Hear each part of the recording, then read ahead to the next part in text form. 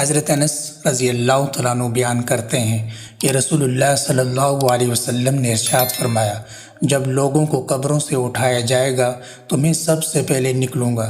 جب وہ اللہ تعالیٰ کے حضور پیش ہوں گے تو میں ان کا قائد ہوں گا۔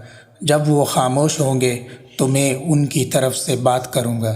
جب انہیں روک لیا جائے گا، حساب شروع نہیں ہوگا تو میں ان کی سفارش کروں گا۔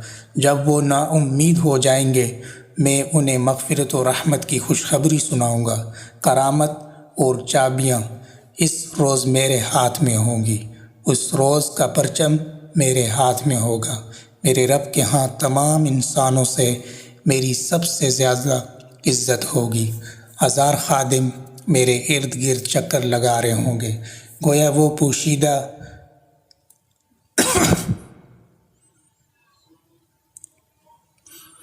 وہ پوشیدہ بند کیے ہوئے انڈے ہیں یا بکھرے ہوئے موتی ہیں۔